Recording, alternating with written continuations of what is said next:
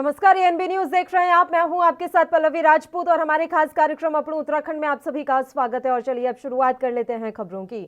उत्तराखंड के मुख्यमंत्री पुष्कर सिंह धामी ने आज खटीमा में क्रोकोडाइल सफारी का उद्घाटन किया। इस अवसर पर सीएम ने कहा कि क्रोकोडाइल सफारी के शुरू होने से पर्यटन क्षेत्र को लाभ मिलेगा, साथ ही स्थानीय लोगों को रोजगार भी मिलेगा। पुष्कर सिंह धामी ने कहा कि हम काफी समय से इस सफारी के तैयार होने का इंतजार कर रहे थे। इससे इकोलॉजी और इकोनॉमी दोनों में मदद मिलेगी। इस सफारी में 100 से ज्यादा मगरमच्छ रहेंगे और यहाँ ये आने वाले पर्यटकों के लिए आकर्षण का केंद्र बनेंगे। क्षेत्र को आगे बढ़ाएंगे। हमारे साथ हमारे विधायक जी टनकपुर वाले भी आए हैं, हमारे नानक मता वाले भी आए हैं। ये लोग भी लगातार, क्योंकि अड़ोस पड़ोस का क्षेत्र है, हम सब लोग मिलकर पूरे क्षेत्र को, इस सीमांत क्षेत्र को आगे बढ़ाने के लिए काम कर रहे हैं। उसमें आप सबका आशीर्वाद चाहिए, आप सबकी शुभकामनाएं चाहिए, जिससे कि हम लोग अपने अपने क्षेत्रों में पूरी ऊर्जा के साथ काम कर सकें। और मुझे पूरा विश्वास है कि आप सब लोगों का पूरा सहयोग, पूरा समर्थन और आशीर्वाद हर बार जैसे मिलता है, उस प्रकार से हम लोगों के साथ बना रहेगा। तो हम लोग और तीव्र गति से हम अपने क्षेत्र को आगे बढ़ाने के लिए काम करेंगे। आज के अवसर पर पुनः सभी क्षेत्रवासियों का, सभी माताओं बहनों का, सभी नौजवान साथियों का, बड़े बुजुर्गों का, हमारे सभी अधिकारी गणों का, सभी कर्मचारी गणों का, सभी का धन्यवाद करते हुए मैं अपनी बात को समाप्त करता हूँ। बहुत बहुत धन्यवाद। जय हिंद, जय भारत। 30 दिसंबर यानी कि कल देश के प्रधानमंत्री नरेंद्र मोदी का पहली बार उत्तराखंड के कुमाऊं मंडल के मुख्य शहर हल्द्वानी में दौरा होना है, जिसको लेकर एमबीपीजी कॉलेज के ग्राउंड में होने वाली उनकी जनसभा में 1 लाख लोगों के आने की उम्मीद जताई जा रही है।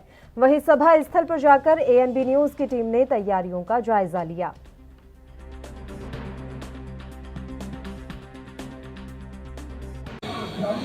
30 दिसंबर यानी कल प्रधानमंत्री नरेंद्र मोदी का हल्द्वानी में दौरा होना है। उसको लेकर के सभागार में जहां प्रधानमंत्री मोदी जनसभा करेंगे, वहां पर मैं मौजूद हूं और आप देख सकते हैं यहाँ पूरी तरीके से तैयारी की जा रही। वो मंच जहां पर प्रधानमंत्री नरेंद्र मोदी बैठेंगे, वहां का लगातार यहाँ पर जायजा लिया जा रहा है। यहाँ के तमाम बड़े अधिकारी हों, यहाँ उत्तराखंड के मुख्य सचिव की बात की जाए, कुमाऊँ कमिश्नर की बात की जाए, DIG कुमाऊँ की बात की जाए, जिलाधिकारी की बात की जाए, सब मंच पर हैं और यहाँ पर लगातार जायजा लिया जा रहा है कि मोदी कल आने वाले हैं। उसको लेकर के तैयारियां किस तरीके से की जा रही हैं, क्या यहाँ पर अमली जमा पहनाया जा रहा है कार्यों को, उसको लेकर के यहाँ पर तमाम तरीके से अधिकारियों को लगातार दौरा होना है। खुद मुख्यमंत्री पुष्कर सिंह धामी इस जनसभा का कई बार निरीक्षण कर चुके हैं और आज यहाँ पर दोबारा से निरीक्षण करती नरेंद्र मोदी के दौरे को लेकर के खास तैयारियाँ की जा रही हैं। करीब जनसभा में 1 लाख लोगों को यहाँ पर आने का न्योता दिया जा चुका है और यहाँ पूरी तरीके से सीटिंग अरेंजमेंट की बात की जाए, आप देख सकते हैं यहाँ पर सीटिंग अरेंजमेंट पूरी तरीके से यहाँ तैयार किया जा रहा है, लोगों को बैठाने की व्यवस्था की जा रही है। और वहीं साथ ही जिस तरीके से कोरोना के जो मामले बढ़ रहे हैं, उसको लेकर के प्रशासन यहाँ बेहद ही मुस्तैद नज़र आ रहा है। जिला अधिकारी के द्वारा यहाँ पर एडवाइस जारी कर दी गई है कि मास्क और सैनिटाइजर के बगैर कोई व्यक्ति यहाँ पर अंडरग्राउंड में प्रवेश ना करे। उसको लेकर के भाजपा की तमाम विंग यहाँ पर जो अपने जो लोग उनके आ रहे हैं, उनको लेकर के यहाँ पर पूरी तरीके से सुरक्षा दृष्टि के हिसाब से दिशा निर्देश उनको दिया जा रहा है।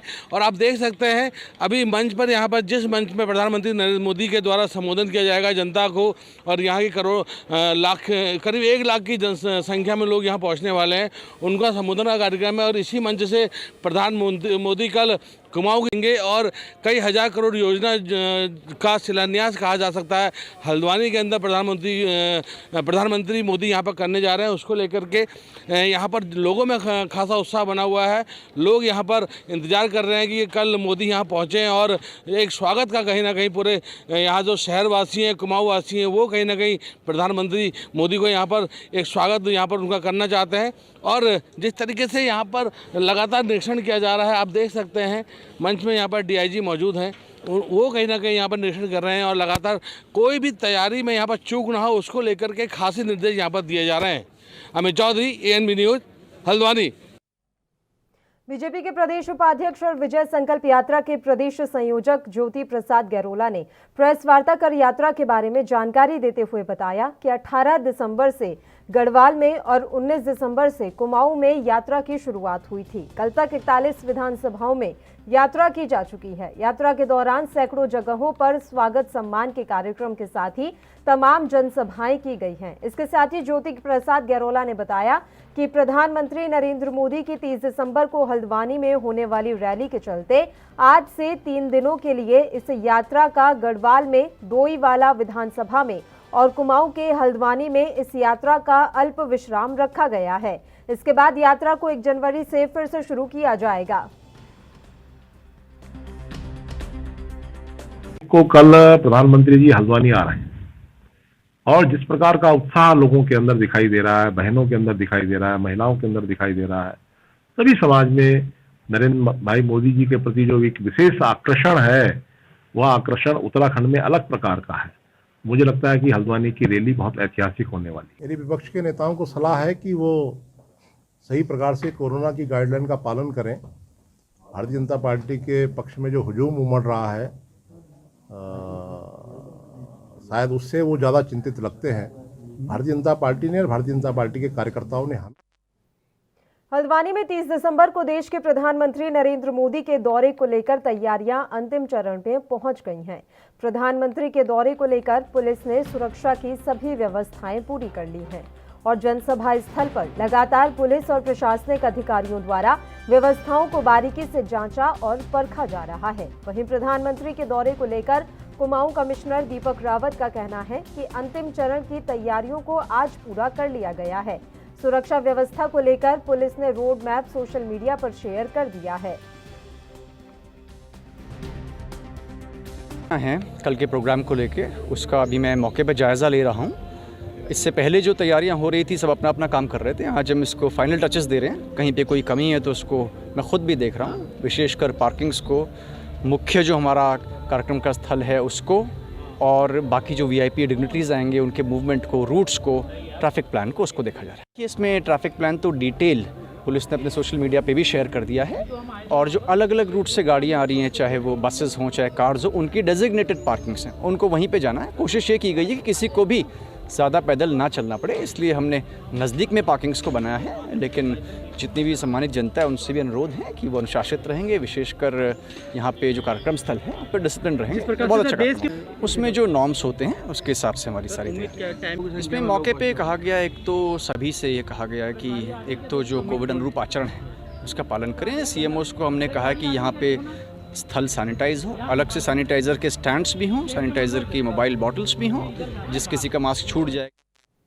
बीजेपी की विजय संकल्प यात्रा को लेकर हल्द्वानी में भी बीजेपी कार्यकर्ताओं में काफी उत्साह देखने को मिल रहा है।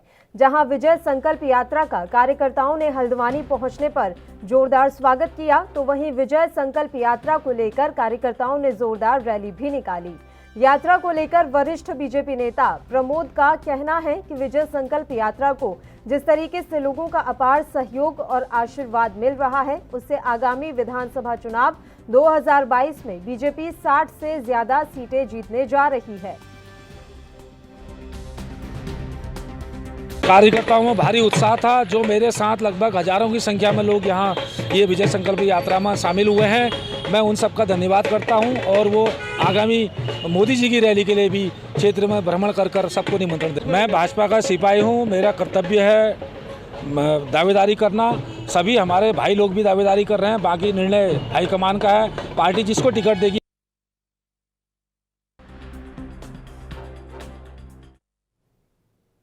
काशीपुर के रामनगर रोड स्थित आम आदमी पार्टी कार्यालय पर कार्यकर्ता अभिनंदन समारोह का आयोजन किया गया, जिसमें पार्टी कार्यकर्ताओं ने बड़ी संख्या में शिरकत की। कार्यक्रम में वार्ड अध्यक्षों, ग्राम प्रभारियों, महिला और पुरुष बूथ अध्यक्षों और बूथ कमेटियों के सदस्यों को सम्मानित किया गया। आम आदमी पार्टी चुनाव कैंपेन कमेटी के प्रदेश अध्यक्ष दीपक बाली ने सभी पदाधिकारियों और कार्यकर्ताओं का गर्मजोशी के साथ स्वागत करते हुए कहा कि यह कार्यकर्ता आगामी विधानसभा चुनाव के लिए किया गया है, जिससे कार्यकर्ताओं में जोश और जुनून भरा जाए। रखा गया है आम आदमी पार्टी काशीपुर के कार्यालय में, जो पिछले 1.5 साल से हमारे कार्यकर्ता, बूथ कमेटी सदस्य, बूथ अध्यक्ष, हमारी महिला मोर्चा के पदाधिकारी, हमारे काशीपुर विधानसभा के पदाधिकारी जो सब लगातार 1.5 साल से एक एक घर पर पार्टी के कार्यक्रमों को लेकर जा रहे हैं। तो नव वर्ष के आने से पहले जो परिवर्तन की लड़ाई चल रही है और जिसमें उत्तराखंड के हरिद्वार में धर्म संसद में भाग लेने वालों के साथ एक पुलिस अधिकारी का वीडियो सामने आया है, जिसमें भड़काऊ भाषण देने वालों के साथ पुलिस अधिकारी हंसता नजर आ रहा है। बता दें कि हरिद्वार में आयोजित धर्म संसद कार्यक्रम के दौरान वक्ताओं ने भड़काऊ भाषण दिए थे, जिसके बाद से काफी विवाद मचा हुआ है। वहीं कार्यक्रम में भाग लेने वालों में से 5 लोग मौलवियों के खिलाफ प्राथमिकी दर्ज कराने के लिए कल हरिद्वार पुलिस स्टेशन गए थे। उन्होंने मौलवियों पर प्राथमिकी दर्ज कराने की बात कही है और हरिद्वार पुलिस स्टेशन वहां पर वे गए थे। हिंदुओं के खिलाफ साजिश रचने का मौलवियों पर आरोप लगाया था। हालांकि इस पूरे मामले पर पुलिस का कहना है कि किसी तरह की कोई भी प्राथमिकी दर्ज नहीं की गई है।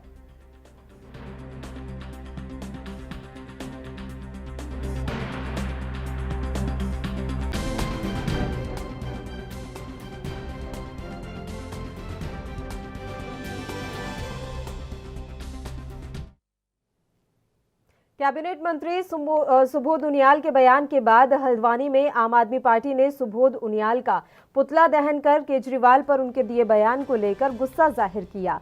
वहीं आप प्रदेश प्रवक्ता समित टिक्कू ने कहा है कि अभी तक बीजेपी और कांग्रेस के शासनकाल में इन्होंने अपनी तरफ से कोई सुविधा जनता को नहीं दी है और अब जब आम आदमी पार्टी उत्तराखंड राज्य के लिए अच्छी कार्यनीतियां सामने ला रही है तो इनको समस्या हो रही है, जिसका जवाब इनको उत्तराखंड की जनता आने वाले विधानसभा चुनाव में आम आदमी पार्टी को अपना समर्थन देकर देने जा रही है।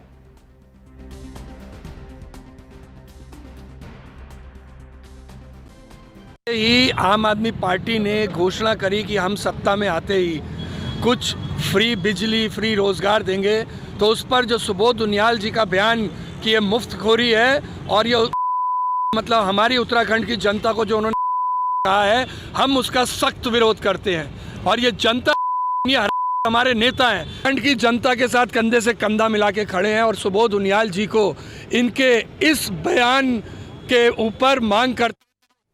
जैसे जैसे उत्तराखंड में विधानसभा चुनाव का समय नजदीक आ रहा है, सभी राजनीतिक दलों की सरगर्मियां बढ़ गई हैं। आम आदमी पार्टी भी उत्तराखंड में अपनी ताल ठोक रही है। आम आदमी पार्टी के वरिष्ठ नेता उत्तराखंड का दौरा कर रहे हैं।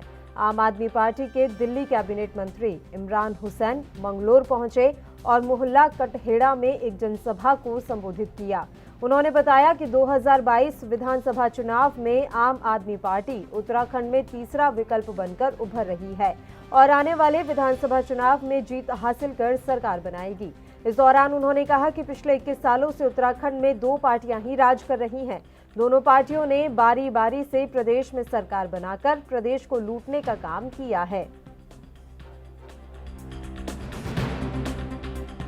देखिए, जनता त्रस्त है भाजपा कांग्रेस से और सब बदलाव चाहते हैं। हर व्यक्ति बदलाव चाहता है, हर आदमी चाहता है कि उसके बच्चों को अच्छी शिक्षा मिले, अच्छी स्वास्थ्य सेवाएं मिले, बिजली फ्री मिले, बुजुर्गों को सम्मान मिले, महिलाओं को सम्मान मिले, महिलाओं को सुरक्षा मिले, किसानों को सुरक्षा मिले, किसानों की एमएसपी की बात तो हर आदमी चाहता है कि काम हो, विकास हो।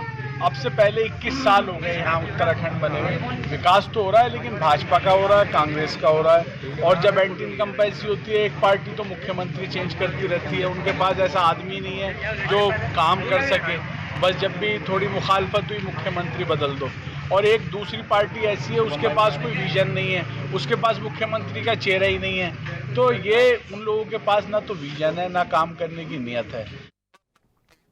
आज कांग्रेस पार्टी के हरिद्वार विधानसभा प्रभारी ने कांग्रेस छोड़ दर्जनों कार्यकर्ताओं के साथ समाजवादी पार्टी की सदस्यता ग्रहण की। आपको बताते चले कि सपा प्रदेश अध्यक्ष सत्यनारायण सच्चान ने हरिद्वार विधानसभा कांग्रेस प्रभारी सुमित तिवारी सहित दर्जनों कांग्रेसी कार्यकर्ताओं को सपा की सदस्यता ग्रहण कराई।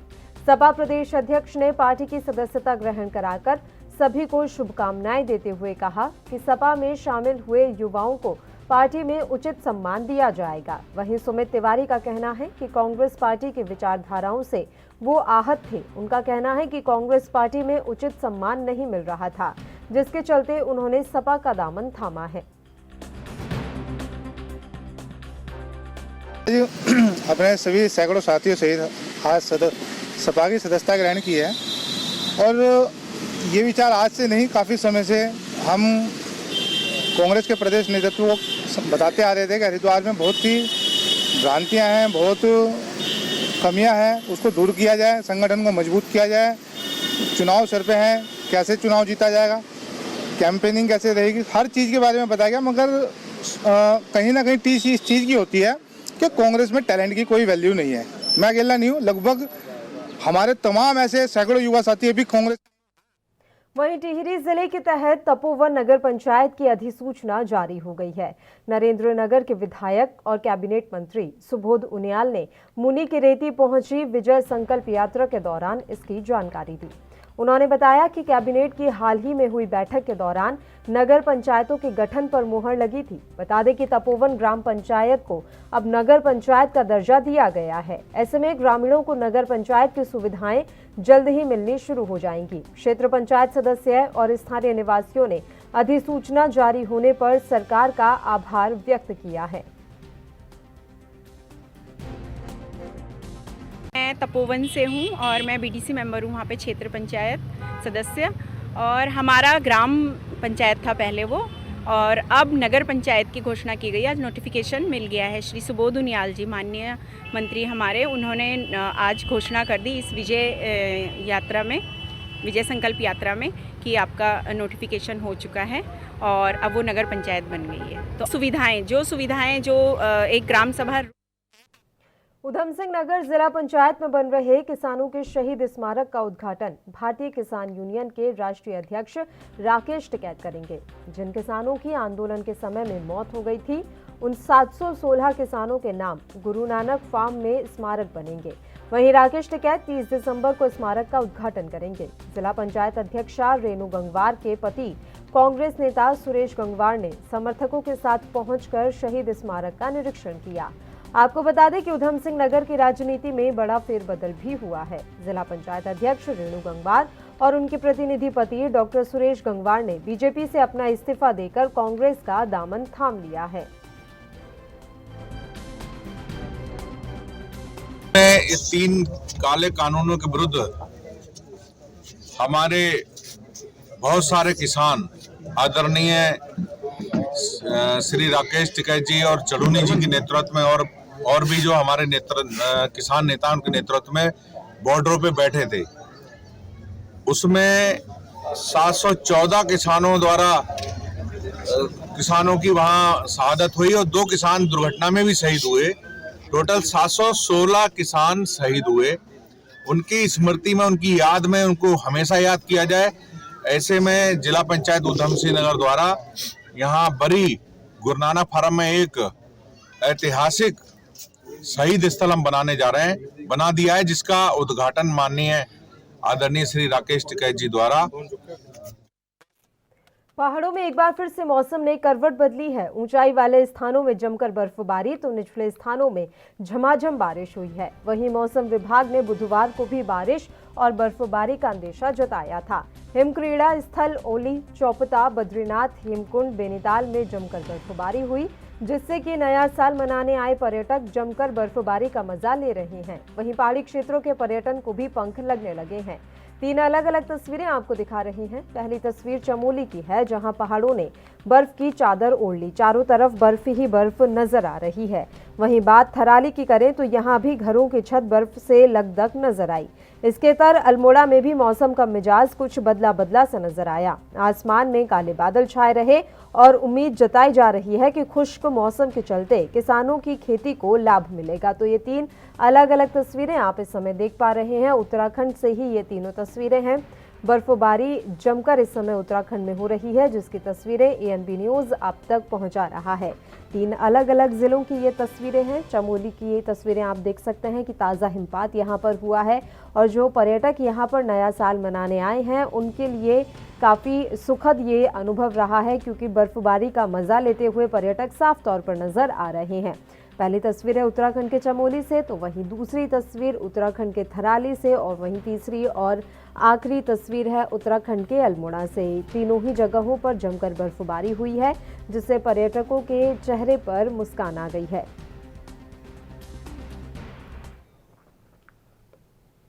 हरिद्वार का स्वास्थ्य विभाग कोविड टीकाकरण की दूसरी डोज का 100% लक्ष्य हासिल करने के लिए गंभीर दिखाई दे रहा है। स्वास्थ्य विभाग की ओर से लक्ष्य को पूरा करने के लिए विशेष टीकाकरण अभियान चलाया जा रहा है। कोरोना के नए वेरिएंट ओमिक्रॉन को लेकर जिला प्रशासन सतर्क है। कंट्रोल रूम स्थापित करने के साथ ही विदेशी यात्रियों की ट्रैकिंग की जा रही है। सैंपलिंग की रफ्तार बढ़ाने से लेकर टीकाकरण से वंचित व्यक्तियों का वैक्सीनेशन किया जा रहा है। आगामी 10 जनवरी तक 100% टीकाकरण के लक्ष्य को पूरा कर लिया जाएगा।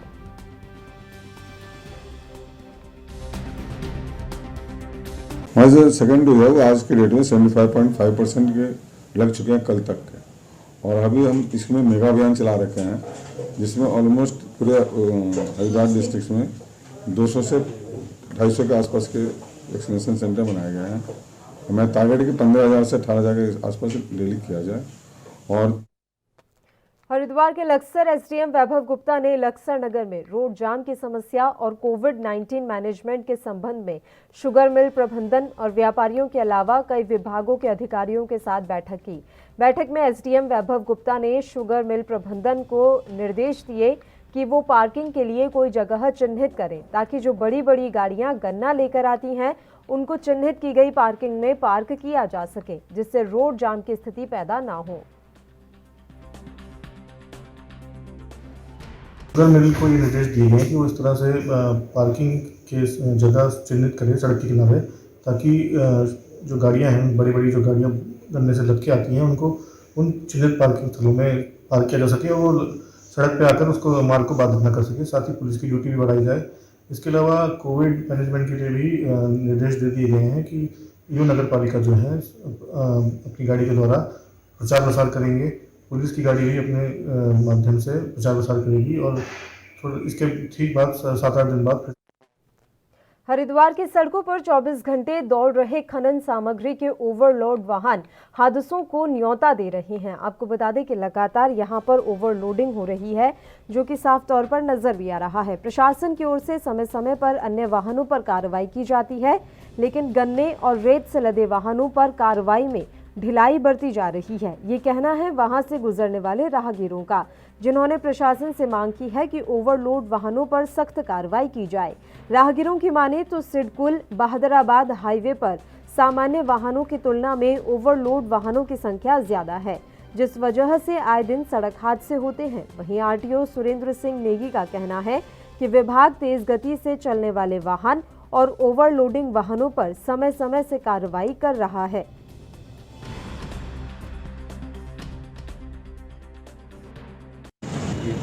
देखिए, प्रवर्तन के दौरान जो है नियमित रूप से देखा जाता है कि अगर कोई वाहन जो है ओवरलोड संचालित पाया जाता है तो उसके विरुद्ध नियमानुसार कार्रवाई की जाती है। पहले भी की जाती रही है और वर्तमान में भी की जा रही है और आगे भविष्य में भी की जाती रहेगी।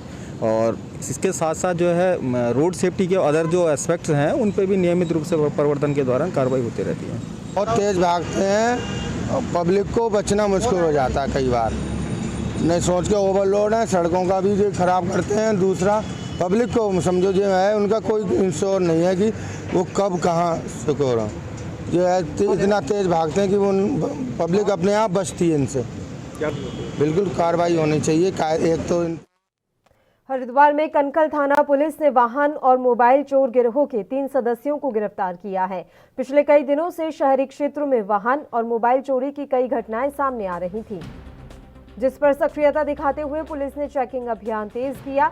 जगजीतपुर पुलिस चौकी क्षेत्र में चेकिंग के दौरान पुलिस को संदिग्ध युवक दिखे। पूछताछ करने पर पता चला कि युवकों के पास बाइक चोरी की है और ये युवक मोबाइल और बाइक चुराकर उन्हें सस्ते दामों में बेचते हैं। पकड़े गए युवकों के पास से 4 बाइक और 7 मोबाइल फोन बरामद हुए हैं। वाहन चोर गिरोह का कनखल थाने में पर्दाफाश करते हुए सीओ सिटी शेखर सुआल ने बताया कि पकड़े गए युवकों पर पहले भी चोरी के मुकदमे दर्ज हैं। कल रात चेकिंग के दौरान इनको एक बिना नंबर की बाइक में 3 लड़के बैठे हुए दिखे, जो पुलिस चेक पोस्ट में पुलिस को चेक करते हुए देखने पर शक पकाए और भागे। तो पुलिस ने उनका पीछा किया, पकड़ा तो पता लगा कि उनके पास जो ये बाइक है ये चोरी की है, जो ज्वालापुर थाने से पिछले 2-3 दिनों पहले चोरी हुई थी। और साथ ही इनके पास करीब 7 मोबाइल भी बरामद हुए हैं। उनमें से एक मोबाइल यहीं थाना कनखल में 3 दिन पहले दिखाई गई एक रिपोर्ट का है, और बाकी जो 6 मोबाइल हैं सारे के सारे स्मार्टफ़ोन हैं, तो उनके बारे में अभी इनसे पूछताछ की जाएगी। उनमें जो आगे हमको अपनी साइबर सेल से मदद लेनी है वो होगी। और अच्छी बात ये है, आपको बताने में हमको अच्छा लग रहा है कि ये जो 3 लड़के हमने इसमें पकड़े हैं, ये तीनों पर ऑलरेडी 5-5, 6-6 मुकदमे कनखल और जनपद देहरा हरिद्वार के अन्य थानों में भी दर्ज हैं। तो मैं समझता हूँ कनखल थाने ने एक बहुत बढ़िया काम किया, और ये 3 लोग अगर हम इनको पुलिस हिरासत में जुडिशियल कस्टडी में भेजते हैं तो ये हमारी जो अपराध ये छोटे। इसी के साथ इस बुलेटिन में फिलहाल के लिए इतना ही। मुझे दीजिए इजाजत। देश और प्रदेश के तमाम ताज़ा खबरों के लिए आप देखते रहिए ANB न्यूज़।